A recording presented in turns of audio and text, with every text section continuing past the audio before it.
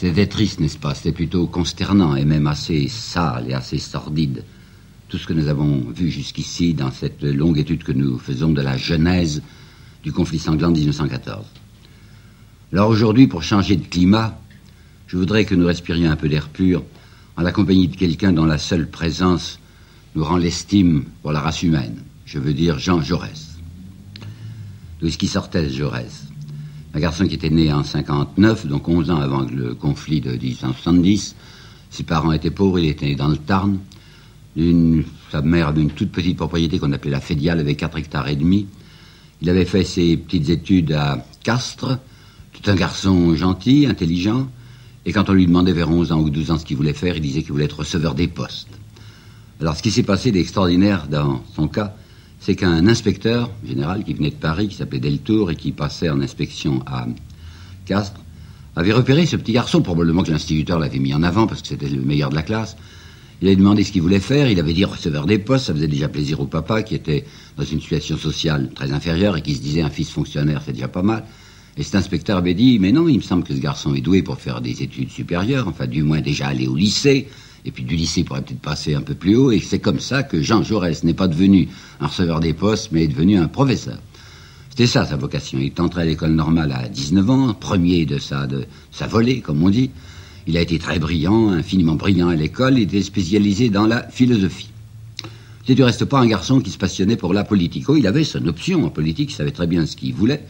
Il y était entré en 78, vous vous rappelez peut-être que c'est justement le moment où les républicains, entre guillemets, vont prendre le pouvoir. Il avait été élevé dans la religion catholique, et jusque vers 16 ans à 17 ans, il y avait cru, mais avec une certaine ferveur. Et puis, par un mouvement spontané de son esprit, pas du tout parce que la morale chrétienne le gênait, mais parce qu'il lui semblait que son intelligence répudiait des dogmes qui étaient fondés sur des légendes. Il s'était donc séparé du catholicisme. Alors il avait applaudi au fait que c'était plus les cléricaux qui gouvernaient, mais je vous le répète, ça n'était pas quelqu'un pour qui la politique était une passion. C'était la philosophie qui était sa passion. Le voilà qui est nommé professeur de philosophie au lycée de Albi. Il se réjouit parce que son père ne pouvait plus travailler, il était colporteur de campagne et ce père avait une jambe paralysée. Alors le petit Jaurès se dit, avec mon traitement de professeur, je vais pouvoir aider mes parents. Il ne les aidera pas longtemps parce que le père disparaît assez rapidement. Il vit donc à Albi avec sa mère et il prépare sa thèse, une thèse d'enseignement supérieur, une thèse de philo. Nous sommes arrivés à l'année 84, 85, et voilà que pendant qu'il est professeur à Albi et qu'il donne même des cours maintenant à l'université de Toulouse, les républicains du coin viennent lui dire, est-ce que vous ne donneriez pas votre nom, puis c'était un scrutin de liste, à la liste des républicains qui vont se présenter aux élections de 85. Si vous vous rappelez ce que j'ai raconté, en 85, il y avait eu un mouvement d'opposition contre les républicains, un mouvement royaliste. Jaurès dit « Ah non, je n'ai pas du tout envie de me mêler de politique, ça ne m'intéresse pas ». On insiste, on lui dit « Mais il y a une menace contre la République », il finit par céder. Et effectivement, le voici qui est élu, il est élu le plus jeune député de France aux élections d'octobre 1885. Dans sa première législature, Jaurès ne se manifeste pas beaucoup, et on dira même plus tard, en opposant sa conduite d'après 1900 à sa conduite de 85-89, on dira, il vient de loin, il appartenait presque au centre-gauche. Non, il s'était inscrit nulle part. Mais enfin, il votait, il soutenait les gouvernements opportunistes, et quand on nous présentera un certain nombre de ses votes pour dire, vous voyez à quel point il était conservateur, il faut faire attention que ce Jaurès, jeune député, s'est trouvé en présence d'un problème que vous connaissez, que je vous ai raconté, qui est l'histoire du boulangisme. Jaurès était vraiment pour de bon un républicain, et s'était dit, boulanger, c'est un danger césarien, enfin c'est la République qui va tomber entre les mains d'un soldat. Pas question. Alors c'est pourquoi il avait soutenu des gouvernements qui, socialement, étaient très conservateurs. Mais je vais vous apporter un petit détail avec une de ces dates dont j'ai la manie. C'est en octobre 85 qu'il était entré à la Chambre, en octobre 85. Et en avril 86, il n'avait pas perdu de temps. En avril 86, il avait déjà déposé un projet de loi en faveur des retraites ouvrières. 1886. Et vous vous rappelez que c'est seulement en 1910 qu'on fera un semblant, enfin un simulacre ridicule de retraites ouvrières après, avec Briand. Et bien en 86, Jaurès avait demandé que l'on étudie un projet de retraites ouvrières, et dans les considérants de son projet de loi, il avait écrit exactement ceci: si ce projet est voté, ce sera un premier pas sur la voie de ce socialisme vers quoi tout nous achemine. Alors il ne faut pas nous raconter de blagues en disant que Jaurès est devenu tardivement socialiste. Dès 86, il avait donc 27 ans, il avait déjà décidé dans sa pensée que c'était le socialisme qui était la vérité. Le socialisme en 85-89, c'est presque rien. À la Chambre, je vous ai dit, ils étaient 7 ou 8 députés, même pas. Et les voix socialistes à travers la France s'élevaient, je vous l'ai dit, je me le rappelle, à environ 90 000 voix. Moins de 100 000 voix socialistes à cette époque dans toute la France. Mais Jaurès, qui avait beaucoup réfléchi et qui avait fait une thèse secondaire, il faut faire une thèse complémentaire dans l'État. Bon, sa thèse complémentaire, sa thèse secondaire était sur les origines spirituelles du socialisme allemand. Jaurès disait, ces socialistes à la Chambre, c'est des braves types. Seulement, ils n'ont pas de doctrine. Ce sont des petites sectes agitées et fanfaronnes qui passent leur temps à s'anathématiser les unes les autres, mais l'immense mérite de ces socialistes, c'est qu'ils posent les vraies questions. À savoir que les questions étaient bien moins d'ordre politique que d'ordre social, et qu'il fallait avant tout regarder les problèmes économiques. Alors, en 1889, aux élections de 89, il est battu parce qu'il est trop à gauche, ça ne le préoccupe pas du reste. On nous raconte que ça a été un désastre dans sa vie parce qu'il était plus député, pas du tout. En réalité, à ce moment-là, Jaurès n'avait pas encore terminé sa thèse de philosophie, une thèse qu'il appelait « De la réalité du monde sensible », et il y tenait tellement qu'il aurait même été élu, il eût démissionné. Car nous avons une lettre de lui au recteur de l'université de Toulouse, au début de l'année 89, et les élections sont en septembre 89, où il dit, quel que soit le résultat des élections, je demande à reprendre mon enseignement à la rentrée. Il a fini sa thèse en 92, c'est fait, alors il se sent disponible. L'année 92, c'est celle où il y a cette terrible grève de Carmaux, dont on parlera à travers toute la France. Le marquis de Solage, qui est le propriétaire de Carmaux, qui est le maire, qui est le député, le propriétaire des mines de Carmaux, croit nécessaire de s'effacer politiquement pour mettre un homme de paille à sa place, ce qui fait une élection partielle. Le jeune Jaurès se présente à cette élection partielle qui était en janvier 93, il est élu. Et puis voilà que c'était la fin de la législature. Au mois d'août 93, il y a des élections nouvelles, Jaurès se représente, il est élu. Et c'est le 21 novembre 93 que Jaurès devient le leader, on peut le dire, c'est un mot que je n'aime pas parce qu'il est anglais et qu'il faut parler français, le chef, si vous voulez, le chef incontesté de ce groupement socialiste qui maintenant compte 51 députés. Et je me rappelle vous avoir cité une phrase que je me permets de reciter maintenant, du 21 novembre 93, lorsque Jaurès, jeune député, apparaît à la tribune, et s'adressant aux opportunistes, il leur dit « Vous vous dites républicain, et vous ne voulez pas faire le programme républicain. Parce que la République, quand on y réfléchit, et quand on déplie ce mot, elle contient le socialisme qui vous épouvante. Eh bien, nous, socialistes, nous ferons la politique de la République à votre place, et vous serez obligés de vous battre contre nous avec le soleil dans les yeux. » Alors, on ne va pas le suivre pas à pas, Jaurès, mais je voudrais vous apporter un certain nombre de textes peu connus de lui, et explicites, et qui vous montreront la lucidité, l'intelligence et la force d'impact de cet homme. Prenons par exemple ce qu'il a dit sur Léon XIII. Je vous ai rappelé que Léon XIII, quand il avait d'abord demandé le ralliement, puis quand il avait lancé son encyclique Rerum Novarum, c'était comme ça qu'on prononçait, avait fait illusion à quelques-uns. Et Jaurès, lui, avait dit « C'est un pape à la voix futée. L'Église ne s'est tournée vers les faibles que le jour où ils ont commencé à être une force. » Si vous vous rappelez, j'avais cité une phrase de Bernanos qui est de 1945, et bien Bernanos, je ne sais pas si s'en rendait compte, citait exactement ce que Jaurès avait dit en 1892. Il dit « L'Église, elle me fait penser à un homme sévère, un de ces grands bourgeois, pris soudain de tendresse à l'égard d'un parent pauvre, parce qu'il le voit en passe d'obtenir un gros héritage. Et en fait, qu'est-ce qu'il y a derrière Rerum Novarum, disait-il? Exactement l'analyse que j'avais tenté de vous présenter. C'est l'Église qui s'offre aux classes dirigeantes comme un contrefort indispensable contre le socialisme. Et se permettant de prophétiser, mais les événements lui donneront raison, il dit tôt ou tard, Rome se rejettera vers la réaction politique et sociale. Dieu sait si on a vu avec le pape Pie X. Mais se tournant vers les opportunistes, vers ces radicaux ou demi-radicaux, qui s'acharnait à un anticléricalisme qui, quelquefois, allait au-delà de l'anticléricalisme pour devenir une irréligion militante, il leur avait dit cette phrase qu'on a souvent citée.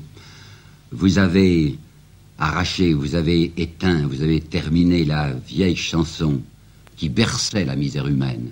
Mais la misère humaine s'est réveillée, et elle s'est réveillée avec des cris.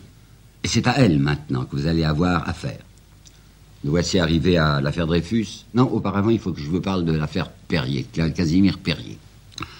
Je ne sais pas si vous vous rappelez que je vous avais dit très brièvement que Casimir Perrier, le veau d'or en personne qui était président de la République, avait démissionné assez rapidement sa présidence de la République parce qu'il avait été profondément humilié de voir un certain Géraud Richard, un journaliste parisien, qu'on avait fait passer en jugement parce qu'il avait lancé un article insultant pour le président de la République qu'il avait appelé Abracazimir. Et Jaurès avait demandé à être l'avocat, on peut le faire, sans être avocat, à être l'avocat de Géraud Richard devant les assises. Et alors là, je voudrais vous apporter au moins un petit morceau de la plaidoirie de Jaurès. Jaurès avait commencé par dire « Casimir Périer, c'est un prénom qui a cessé d'être un prénom. Depuis 2 générations, il a été incorporé au nom de famille, afin que l'orléanisme autoritaire, avide et sanglant de l'aïeul fût désormais le patrimoine impérissable des Périers. Les Périers, dit-il, c'est le capitalisme en action, en pleine action, et les scandales pullulent sur lui comme sur un organisme en décomposition. Qui c'étaient les Périers au départ au XVIIIe siècle? Des gens qui, comme tous les affairistes d'alors, qui se font passer pour le tiers-État et qui vont envahir la Constituante, et des gens qui voulaient supprimer les nobles, mais pour les remplacer. Claude Périer, l'homme du Vizille, l'industriel, après Thermidor, se précipite sur Paris, spécule sur les assignats, exerçant en outre ses talents dans la fourniture de guerre, dans les fournitures de guerre. Puis il entre aux mines d'Anzin et à la Banque de France. Et voici le Casimir ensuite, le banquier de proie, qui guettait les sinistres commerciaux et s'enrichissait de la dépouille des naufragés. Puis ce pilleur d'épave s'était fait naufrageur, régent de la Banque de France et membre du comptoir d'escompte. Il refusait tout crédit aux industriels qu'il voyait en difficulté, puis, lorsqu'il les tenait à la merci, il leur ouvrait les guichets de sa propre gang, mais en leur imposant un escompte usuraire. C'est comme ça, disait Jaurès, qu'il est devenu ministre sous Louis-Philippe. Avec un tel antécédent, il était tout indiqué pour la monarchie rêvée par Benjamin Constant. Il a fait mitrailler les canutes de Lyon, qui gagnaient alors 18 sous par jour pour 18 heures de travail, et parallèlement, il couvrait les vols commis aux dépens du Trésor que pratiquait sa propre compagnie d'Anzin, laquelle déclarait 150 000 francs de bénéfices annuels, alors que ses bénéfices étaient de l'ordre de 3 millions. Casimir Périer avait du reste en 1824 abaissé de 34 à 30 sous par jour le salaire des mineurs, ce qui accroissait encore ses dividendes. Ainsi, concluait Jaurès, il importe que les Français sachent un peu qui est ce président de la République que le centre-gauche leur a donné pour la défense sociale. Ce Casimir Périer, petit-fils du Casimir de Louis-Philippe, c'est la fortune prélevée sur la misère ouvrière par un premier Casimir qui a donné au Casimir actuel le pouvoir destiné à perpétuer cette misère. Et les coquins du jour, qui n'ont pas pu parvenir encore à l'autorité morale, mais il leur viendra qu'ils soient patients, se sentent protégés par la majesté des rapines séculaires dont le temps a effacé la honte, mais sans en abolir les profits. Voilà ce que Jaurès avait carrément osé dire devant les assises. Vous pensez qu'il était soigneusement repéré du côté des conservateurs. Immédiatement après les attentats anarchistes, on avait voté à la Chambre ce que les socialistes appelleraient les lois scélérates. Et ces lois scélérates, c'était, à travers les anarchistes, le moyen de poursuivre tous ceux qui essayaient de proposer un remède à l'iniquité sociale. Alors Jaurès avait fait lui aussi une proposition intéressante. Seront considérés comme ayant provoqué aux actes de propagande anarchistes tous les hommes publics, ministres, sénateurs et députés, qui auront trafiqué de leur mandat. Car, disait-il, on voit trop souvent la politique et la finance causer dans les coins et trinquer ensemble. Et il a même donné un exemple précis que je vais vous apporter, les chemins de fer du Sud. Je ne sais pas si vous vous rappelez une histoire que j'avais évoquée rapidement à propos des avantages des compagnies ferroviaires. Il y en avait une, la compagnie des chemins de fer du Sud, qui avait obtenu déjà une mise de fonds de l'État, sa fameuse garantie de dividendes, mais au bout de plusieurs années, elle n'avait rien fait, quoique ayant encaissé. Alors en 1995, Jaurès va prendre la parole pour expliquer le coup un petit peu précisément. On disait à la Chambre qu'il fallait accorder à la compagnie une garantie d'intérêt de 5% et qu'elle ne pourrait émettre des obligations à plus de 363 francs. À peine le vote avait-il été enlevé que la compagnie a lancé 61 000 obligations à 418 francs, si bien que par le seul fait du vote de la Chambre, et sans qu'aucun travail eût été accompli, la compagnie concessionnaire réalisait déjà sur une première émission 1 109 000 francs de bénéfices nets et sur une seconde émission 3 364 000 francs. Nous voilà arrivés maintenant à l'affaire Dreyfus. Et là, je voudrais vous apporter une petite analyse de Jaurès, bref, ne vous inquiétez pas, mais que je trouve très pertinente sur le rôle de l'armée. Il avait expliqué, ça il le dira en 1910 dans son livre L'Armée nouvelle, qu'au moment du boulangisme, ce n'était pas effectivement un danger militaire, Parce que derrière Boulanger, il n'y avait pas beaucoup de militaires. Il y avait les fameux gens du centre-gauche ou de l'extrême droite, mais pas du centre-gauche, je me trompe, de l'extrême droite. Mais avec l'affaire Dreyfus, c'est autre chose. C'est bien, disait-il, la corporation militaire qui entrait en ligne. Pour couvrir un crime militaire, tout l'état-major donnait, impérieux, se dressant comme une puissance supérieure aux autres puissances, menaçant le jury, c'est ce qu'avait fait Boisdeffre au procès Zola, menaçant le jury de toutes les catastrophes et de la ruine même de la patrie, si ce jury osait dire la vérité ou même seulement voir la vérité, se servant de faux et acceptant qu'on glorifiât le faux comme un effort suprême de patriotisme. C'était une sorte de coup d'État, sourd et ignominieux, qui n'allait pas jusqu'à l'audace des séditions à ciel ouvert, mais qui encourageait, sans oser s'y livrer, les tentatives factieuses, et qui essayait de noyer la justice, la pensée, tout l'esprit de la République, sous un flot énorme et sale, sous un déluge de mensonges, d'injures et de fanatisme. L'armée travaillait pour la sécurité des coupables et pour son propre privilège d'autorité. Quand il écrit ça, Jaurès, il oublie de rappeler ce qu'il avait fait dans son journal qui était La Petite République, où il faisait mettre assez souvent une insertion en première page. Cette insertion était la reproduction d'une dépêche, je ne sais pas si c'était le mot qu'on employait, une circulaire, que Saint-Just, en décembre 93, avait envoyée d'accord avec Robespierre. Et dans cette circulaire, Saint-Just disait « L'insubordination des généraux est la pire dans une république. Dans un État libre, c'est le pouvoir militaire qui doit se trouver le plus astreint. » Après, Jaurès va s'occuper, je vous l'ai dit, de défendre Combes, de soutenir Combes. Il veut la séparation, et à propos du concordat, j'ai un mot de lui à citer qui est peu connu, et il dit ce concordat napoléonien avec ses oripeaux de catholicisme officiel dont Napoléon avait drapé son césarisme païen. Mais essayons de regarder maintenant vers quoi il voulait aller Jaurès et quelles étaient ses idées profondes. Voilà, sa grande idée, au départ, ça avait été l'unité des socialistes. Il se sentait bien que ces gens, d'une part, n'avaient pas assez de doctrine, et d'autre part, étaient éparpillés. Alors, ce qu'il voulait créer, c'était un mouvement puissamment unitaire. Et comme les socialistes étaient encore divisés, il avait pensé qu'au moment de l'affaire Dreyfus, à cause du côté passionnel de l'affaire Dreyfus, on pouvait trouver là un ciment capable de grouper en un seul bloc, d'abord défensif puis offensif, les forces ouvrières. Ce mythe de l'unité, mais c'était un mythe raisonnable, c'est ce qui avait animé Jaurès pendant toute l'année 98-99, lorsqu'il avait proposé les premiers états généraux du socialisme, c'est-à-dire le premier congrès national des organisations socialistes françaises. Ça avait été le meeting, enfin les réunions de la salle Japy à Paris en décembre 99. Malheureusement, à cause de l'affaire migrants, ça n'avait pas réussi. Pourquoi 98, je me trompe. Pourquoi ça n'avait pas réussi? Parce que les socialistes se divisaient sur la question de migrants. Faut-il accepter ou ne pas accepter que Mitterrand fût ministre? Et vous savez pourquoi Jaurès estimait que ce n'était pas mauvais que Mitterrand fût ministre, parce que c'était la preuve quand la République bourgeoise se sentait menacée, elle avait besoin de recourir à l'énergie socialiste pour se défendre. Mais il voulait arriver, je vous l'ai dit, à la séparation, et après la séparation, à l'action positive, à l'action immédiate pour ce travail social. Jaurès est un homme qui a la conviction que derrière les diverses tendances socialistes, il y a ce qu'il appelle une concordance fondamentale. Même si les gars de la CGT, même si les syndicalistes, à partir de 1906 surtout, déclarent qu'ils veulent garder leur indépendance, et même qu'ils ont une espèce de défiance à l'égard du Parti socialiste, il va leur rouvrir son journal, qui s'appelle L'Humanité, pour faire prendre conscience à tous ces gens-là que leur but est le même. On va lui reprocher à Jaurès d'être un réformiste. Les excessifs lui diront « mais vous n'êtes pas un vrai marxiste ». Et il dira « la pensée de Marx est assez vaste pour contenir en elle-même de quoi corriger le marxisme quand il faut le corriger ». Jaurès est quelqu'un qui est passionnément orienté vers cette libération humaine. Et il a aussi une arrière-pensée.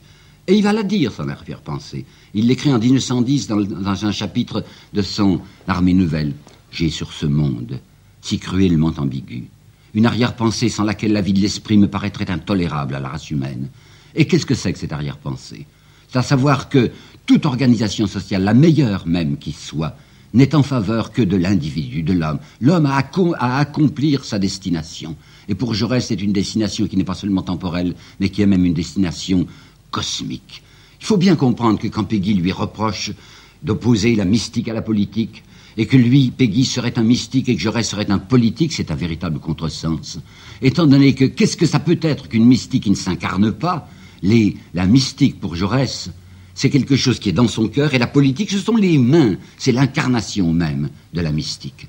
Jaurès est quelqu'un, en réalité, qui avait les yeux fixés sur quelque chose qui dépassait le but personnel qui ne l'intéressait guère. C'est un homme qui n'a jamais voulu les honneurs, qui n'a jamais voulu l'argent. C'est un homme qui travaillait à la libération de l'individu avec cette phrase étonnante de lui, l'humanité n'a de valeur que comme expression même de l'infini. Et maintenant, il nous faut le regarder, Jaurès, dans ce qui nous importe plus que tout, puisque nous préparons l'histoire du conflit, c'est-à-dire dans la lutte qu'il a menée si passionnément contre la guerre. C'est un de ceux qui ont repéré les premiers tout ce qui pouvait sortir de l'affaire du Maroc. Songez donc que de 1903 à 1913, il a fait plus de 20 interpellations sur les affaires marocaines. Dès septembre 1903, à la Tribune, tout un parti militaire et colonial s'apprête à faire main basse sur ce pays. 4 mars 1906, à propos d'Algésiras, les allures conquérantes de notre diplomatie et les convoitises impatientes de nos financiers. En 1907, il dit qu'on va aller jusqu'à Fès. Il annonce qu'on ira jusqu'à Fès. À ce moment-là, qui est au pouvoir, c'est Clémenceau. Et Clémenceau essaye une réponse ironique. Allez à Fès, n'en est pas question. Pourquoi pas à la Mecque, disait Clémenceau. Eh bien si, les troupes françaises iront à Fès. Le 18 janvier 1909, il somme en vain, le gouvernement de révéler, de publier et de désavouer un rapport secret qui a été établi par Lyautey, par le général Lyautey, sur la conquête militaire totale du Maroc. Naturellement, il n'obtient rien. Le 27 avril 1911, le sultan est renversé. Il y a un appel à nos troupes. Machiavélique scélératesse, dit-il. Machiavélique scélératesse. Les Marocains vont se soulever. Eh bien, on les fusillera. C'est exactement ce qui va se passer. Et Jaurès annonce aussi, à maintes reprises, la révolte de ces opprimés, de ces peuples sans défense. Dès le mois de janvier 1898, à propos, c'était le 29 janvier, à propos d'insurrection qui s'était passée à Alger, il avait dit « Quelle terrible moisson lèveront là un jour », pensez qu'il a dit 198. Et quand il a reproduit dans l'Humanité les épouvantables articles de Pierre Loti, qui était dans le Figaro, à propos de la conduite des zouaves français, et pas seulement des Français, certes, mais de l'expédition militaire internationale à Pékin, il avait ajouté « On ne nous oubliera plus, nous les Blancs, en Chine ». Et c'est le 28 juillet 1912 qu'il va écrire « Toutes ces races dont vous faites vos esclaves, leur inertie ne durera pas toujours. Déjà, la Chine se réveille. » Et oui, il y avait Sun Yat-sen déjà. Et voyez tous ces frémissements dans l'Indochine.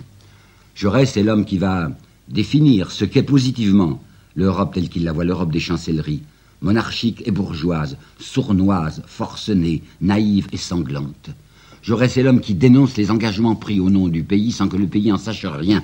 Il est vraiment extraordinaire, dit-il à la Tribune en janvier 1904, que ni le texte, ni le sens exact des traités conclus avec la Russie n'aient jamais été communiqués à la nation, que ces traités cependant engagent. Et vous vous rappelez que Delcassé se vantera d'avoir tenu tout ça secret, même en Conseil des ministres, et naturellement jamais devant le Parlement. Alors Jaurès va dire dans l'Humanité ceci en 1910. Cette Europe, il est horrible de penser qu'une imprudence, une fatuité, une provocation imbécile, ou la convoitise d'un groupe bancaire puisse déchaîner un conflit soudain. C'est d'une coterie infime qu'ils défendent en fait de déclencher l'irréparable. Alors naturellement, on va l'accuser d'antipatriotisme. Et je me rappelle avoir vu à Castres, au musée de Castres, une affiche du marquis de Salages en 1898, au moment de l'affaire Dreyfus, où il y avait cette accusation monstrueuse. Jaurès défend le traître Dreyfus afin de, vous entendez bien, il y avait ça dans l'affiche, afin de mieux préparer l'invasion allemande sur notre territoire. Antipatriote, Jaurès, oh, pas du tout. C'est quelqu'un qui va au contraire combattre cette fraction extrémiste de Gustave Hervé, Dieu sait s'il changera Hervé, et qui disait qu'il fallait planter le drapeau dans le fumier. Il comprenait parfaitement ce qu'il y avait de véhément, mais aussi de juste, dans la protestation antimilitariste d'Hervé, mais d'excessif. C'est pourquoi, à chaque congrès socialiste, quand il y avait la motion Hervé qui était antipatriotique, lui disait toujours « Non, je ne veux pas de la motion Hervé ». Et quand il va publier son Armée nouvelle en 1910-1911, que dit-il dans l'introduction que l'on ne cite jamais? « Je voudrais porter, dit-il, au maximum les chances de la paix et porter au maximum nos chances de vaincre si jamais nous sommes attaqués. » Jaurès est un homme qui avait dans son Armée nouvelle indiqué ce qu'il fallait faire, ce qu'on pouvait faire, étant donné que la loi de 3 ans ne suffisait à rien, étant donné tout de même qu'il y avait d'un côté 39 millions de Français et de l'autre côté 67 millions d'Allemands. Alors ce n'est pas parce qu'on en casernerait les Français pour 3 ans que cette supériorité numérique impossible à atteindre serait atteinte. Alors il avait proposé deux choses. Il avait proposé, Jaurès, que d'une part, toute la frontière française soit couverte de fortifications jusqu'à Dunkerque et pas seulement sur les Vosges. Or, ces fortifications ne sont même pas faites en 1940. Et il avait dit d'autre part, le seul espoir que nous puissions avoir de briser la ruée allemande, c'est de constituer au nord ou au nord-est de Paris une force d'intervention qui sera là, attendant les troupes allemandes, et avec cette puissance concentrée sur un seul point, avec des Allemands qui sont déjà loin de leur base de départ, peut-être pourront-ils obtenir une victoire. C'est exactement ce qui va se passer. On aurait dit que Jaurès avait supplié l'état-major de nous éviter les désastres de Charleroi et qu'il avait déjà prévu ce que serait la bataille de la Marne. Abel Ferry, le neveu de Jules Ferry, qui sera sous-secrétaire d'État aux Affaires étrangères en 1914, dira « Plus je fréquente Jaurès, plus je m'aperçois que c'est lui seul qui a compris ce que serait la prochaine guerre. » Car dans la pensée d'un homme comme Poincaré, vous savez, la guerre se présentait encore sous l'aspect d'une guerre brève, courte, naturellement victorieuse. Et il se disait, Poincaré et les autres, en 6 mois, l'affaire sera réglée avec les Russes. Vous savez ce qu'elle durera, plus de 4 ans, la guerre. Jaurès l'avait dit. Et il avait annoncé que ça ne serait pas simplement des destructions militaires, mais des destructions civiles, et que les civils, cette fois, seraient dans le coup. Jaurès sera beaucoup accusé aussi d'avoir fait croire aux Français que les socialistes allemands étaient capables de faire un effort de leur côté. Même un de ses amis, qui s'appelle Handler, va le trahir, et va faire à la Sorbonne plusieurs cours avec des publications diverses, en disant c'est une infamie, c'est une ignominie de nous faire croire au pacifisme des socialistes allemands. Mais si les socialistes allemands étaient divisés comme les socialistes français, il y avait même des pangermanistes parmi eux, mais l'énorme majorité étaient des gens qui se faisaient craindre de Guillaume II. Écoutez cette phrase de Guillaume II à propos des socialistes allemands. Il disait c'est une bande de traîtres qui ne mérite même pas le nom d'Allemands. Le socialisme, c'est un parti qui doit être extirpé jusqu'à la dernière touffe. Voilà comment pensait le gouvernement allemand au sujet des socialistes allemands. Et je sais bien qu'en 1913, on va leur reprocher d'avoir accepté l'augmentation considérable des forces militaires allemandes. Ils ne pouvaient pas s'y opposer. S'ils s'y fussent opposés, ça n'empêchait pas qu'ils n'ayant pas la majorité, cela passait tout de même. Alors qu'est-ce qu'ils avaient obtenu, les socialistes allemands? Ils avaient dit, bon, eh ben, on va les voter, ces crédits de guerre, mais à la condition que l'argent qui est nécessaire pour cette mobilisation nouvelle, pour cette majoration de nos troupes, que cet argent soit pris sur le capital. Et le gouvernement allemand avait accepté d'imposer d'1 milliard le capital allemand, alors qu'en France, au moment où Louis Barthou demandera ça, Louis de 3 ans, et ayant annoncé lui aussi à la demande des socialistes qu'on allait prendre l'argent comme on dit où il est, qu'est-ce qu'il fera Barthou? En réalité, il ouvrira un nouvel emprunt, un emprunt d'1,5 milliard, qui sera un bénéfice total pour les affairistes, puisque d'une part, les banques y trouveront leur courtage, et que d'autre part, la sidérurgie s'emplira de nouveau les poches. Vous n'imaginez pas la violence des haines qui pouvaient se déchaîner contre Jaurès. Parce que Jaurès disait exactement les choses qu'il ne faut pas dire. Parce qu'il avait dit il y a 2 sortes de violence. Il y a une violence ouverte, quand les grévistes n'en peuvent plus, mais il y a une violence sournoise, la violence patronale. Ils se réunissent tranquillement, conseil d'administration, on ne sait pas ce qu'ils font, il n'y a aucun bruit. Mais de ce conseil d'administration sort une décision qui affame la classe ouvrière. C'est de la violence, ça aussi, disait-il. Jaurès avait osé dire à la tribune de la Chambre que sur les 176 milliards qui représentaient la fortune nationale, 105, sur 176, 105 milliards étaient entre les mains de moins d'1% de la population française. Jaurès avait osé dire également ceci, regardez un peu les tables de mortalité, vous allez voir s'il n'y a pas de classe. Les radicaux disaient, nous ne connaissons que des Français à part entière, nous ne connaissons pas de classe. Alors Jaurès avait lu les tables de mortalité entre 1900 et 1910 et il avait montré que dans le 8e arrondissement, qui est un arrondissement bourgeois, la mortalité infantile était de 33 sur 1000. Et il avait montré que dans le 4e arrondissement, qui est un arrondissement mixte, bourgeois et prolétaire, cette mortalité infantile était de 154, et que dans le 20e arrondissement, alors que la population du 20e n'était même pas le double de la population des 2 autres, la mortalité infantile était chaque année de 544 sur 1000.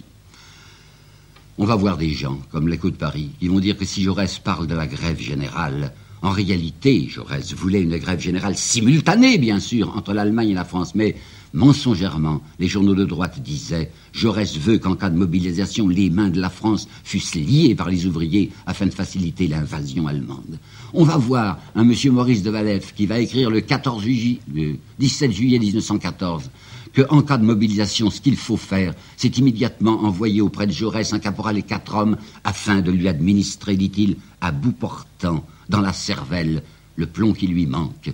Bien, c'est exactement ce qui va se produire. Vous savez que Raoul Villain lui tirera un coup de revolver en pleine tête le 31 juillet. Et je voudrais finir par un mot de quelqu'un qui n'était pas, certes, son ami politique, qui était Barrès, mais qui dit, Barrès, dans ses cahiers, oui, en vérité, c'était un être noble. C'était un homme au fond de qui, au centre de qui, je voyais briller, je voyais frémir, disait-il, je voyais vibrer ce feu sacré, ce feu pur d'un homme qui ne combat que pour le bien.